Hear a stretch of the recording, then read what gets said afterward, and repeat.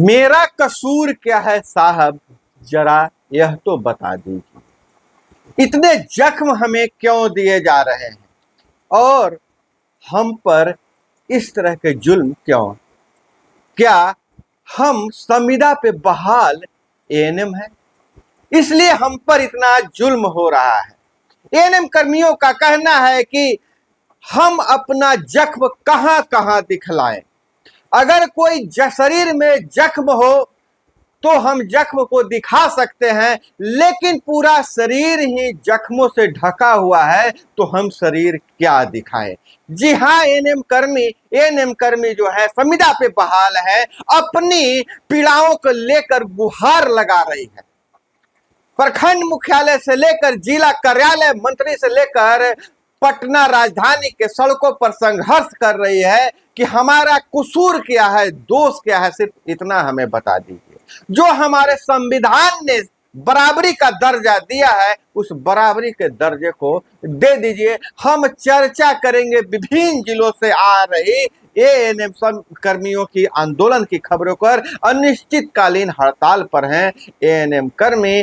तो उससे पहले हम आपको अपना परिचय दे दें। नमस्कार, मैं हूं अभय कुमार और आप देख रहे हैं अपना प्यारा चैनल ठोक तंत्र।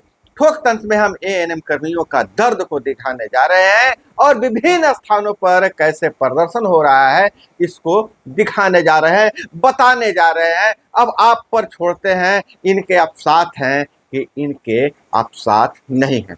खास करके एएनएम कर्मियों से मेरा सब जो संविदा पर बहाल है, चाहे जो भी स्वास्थ्य विभाग से जुड़े हुए कर्मी हैं, आपसे गुजारिश है कि आप अपनी मजबूती और चट्टानी एकता दिखाइए।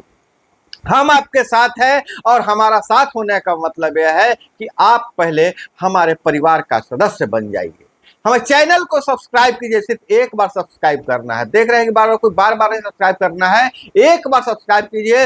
वीडियो को हर ग्रुप, हर मोबाइल में पहुंचा दीजिए, हर ग्रुप, हर मोबाइल में पहुंचा दीजिए, ताकि जो कुंभकर्णी निद्रा में सरकार सोई हुई है उन तक आपकी बातों को पहुंचाया जा सके। सड़क पर तो आप संघर्ष कर ही रहे हैं, लेकिन डिजिटल जमाने में आप डिजिटल संघर्ष भी कीजिए और जो वीडियो को लाइक कीजिए और कमेंट कीजिए। कमेंट में यह भी बताइए किस जिले से आप देखते हैं वीडियो को, ताकि हमें पता चल सके कि हमारा वीडियो कहां कहां तक जा रहा है। इसलिए आप अपना जिले का नाम लिखिए, जिंदाबाद लिखिए, जो लिखना है जो लिखिए, लाइक कीजिए और सब्सक्राइब कीजिए। आपके पास जितने सदस्यों के पास मोबाइल है उस मोबाइल में चैनल को सब्सक्राइब कर दीजिए, क्योंकि सिर्फ हम आपकी ही खबर नहीं, शिक्षा और रोजगार से लेकर नौकरी तक की खबरों को हम स्थान देते हैं। तो नजर डाल लेते हैं, थोड़ा सा देख लीजिए इनके संघर्षों की कहानी के। तो बिहार के जो संविदा पर बहाल एएनएम है, विभिन्न मंचों के माध्यम से, एएनएम संघर्ष मोर्चा हो,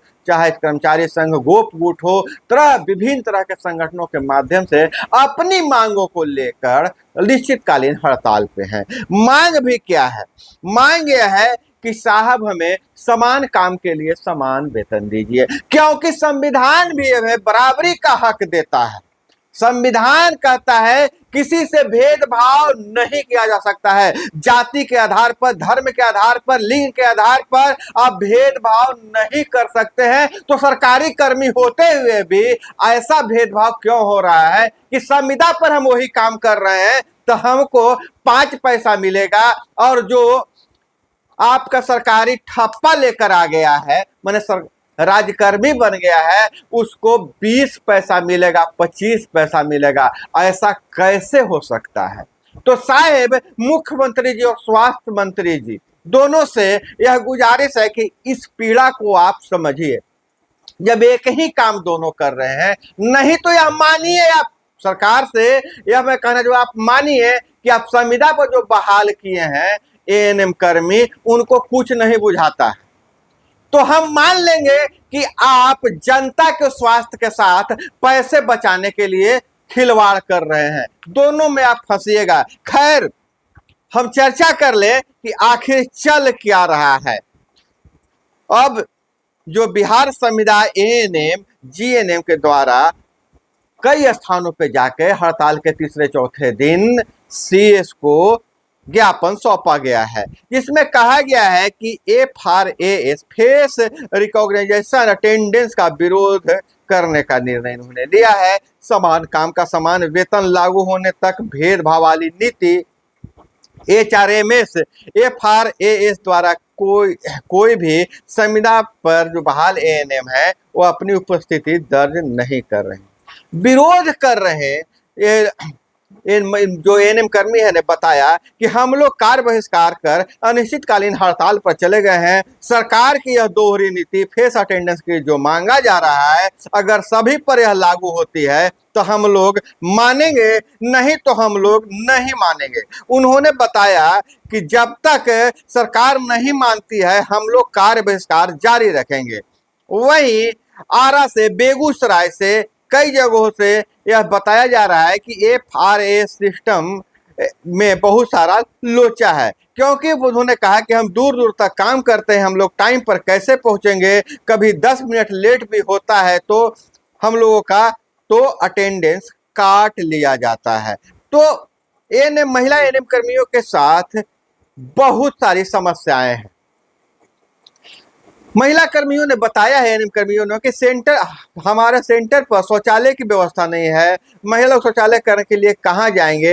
अगर हम लोग 5 बजे निकलते हैं तो 1 घंटा ऑटो के लिए खड़ा रहना पड़ता है, ऑटो भी कभी कभी नहीं मिलता है, जिसके बाद हम लोग पैदल ही जाना पड़ता है। तो एक महिला के जो यह दर्द है, महिला का जो यह दर्द है और सरकारी जो गाइडलाइन है उसको उल्लंघन किया जा रहा है। आप कमेंट में बताइएगा, क्या ANM कर्मियों ने कोई गुनाह किया है जो संविदा पर बहाल होकर कोई गुनाह किया है? हालांकि हमारी बात कई ANM से हुई है जो संविदा पर बहाल है, उन्होंने कहा कि हमसे परीक्षा भी लिया गया है, कई एग्जाम हम पास किए हैं, लेकिन हम लोग को न सरकारी कर्मी का दर्जा दिया जा रहा है, ऊपर से प्रताड़ित किया जा रहा है। और सिर्फ वेतन के मामले में ही नहीं, अटेंडेंस भी बनवाने के मामले में उनको बार बार प्रताड़ित किया जा रहा है। तो हम ANM कर्मियों जो हड़ताल है आपको पूरे बिहार का एक झलक भी दिखाएंगे और साथ साथ में हम बताते चले कि उनके साथ समस्या क्या है कि ANM और GNM ऐसी हैं जो दूसरे जिलों में की रहने वाले हैं और वो अपने जहाँ कार्यस्थल है वहाँ कमरा लेकर रहते हैं, लेकिन उन्हें वेतन बहुत कम मिलता है। इसलिए चाहते हैं कि सभी को समान काम के बदले समान वेतन मिलना चाहिए। वहीं संविदा नर्सेज यूनियन के कई नेता ने कहा कि हमें कच्चे रास्ते पर जाना पड़ता है, जान माल का खतरा है, और चूंकि वेतन बहुत कम है तो हमें सार्वजनिक वाहन का सहारा लेना पड़ता है। तो वेतन के बगैर बात करें तो जैसा कि मैं अगले वीडियो में बताया था कि उन्हें 15,000 रुपया शायद मानदेय है, जिसमें 13,500 रुपया मिलता है, लेकिन कमेंट करके कई ANM ने कहा कि नहीं, आप गलत बोल रहे हैं, वेतन हमें हाथ में सिर्फ 11,500 रुपया मिलता है। अब बताइए इस महंगाई के जमाने में 11,500 रुपये में क्या होगा? तो समान काम का समान वेतन मांग है, कम से कम इनका मानदेय को बढ़ाया जाना चाहिए, क्योंकि हाई कोर्ट ने भी अब फैसला दिया है कि समान काम के बदले समान वेतन मिलना चाहिए। और ANM को अगर चाहिए कि अगर वह काम करेंगे, दूसरे को स्वास्थ्य का तभी ख्याल रख पाएंगे जब खुद मानसिक रूप से स्वस्थ होंगे। तो सरकार से आग्रह है, इन्हें प्रताड़ित करना बंद कीजिए। और आप सभी ANM से आग्रह है कि चैनल को सब्सक्राइब कर लीजिए और आपकी आवाज दूर दूर तक पहुंचे, इसके लिए वीडियो को ज्यादा से ज्यादा शेयर कीजिए, लाइक कीजिए और कमेंट में जरूर बताइएगा कि आप किस जिले से इस वीडियो को देख रहे हैं और आगे क्या देखना चाहते हैं, क्या जानना चाहते हैं, वो भी कमेंट में बताइएगा। आज इस वीडियो में बस इतना ही और इसी के साथ हम आपसे विदा लेते हैं। अपना बहुत बहुत ख्याल रखिएगा। मिलते हैं अगले वीडियो में। जय हिंद, वंदे मातरम।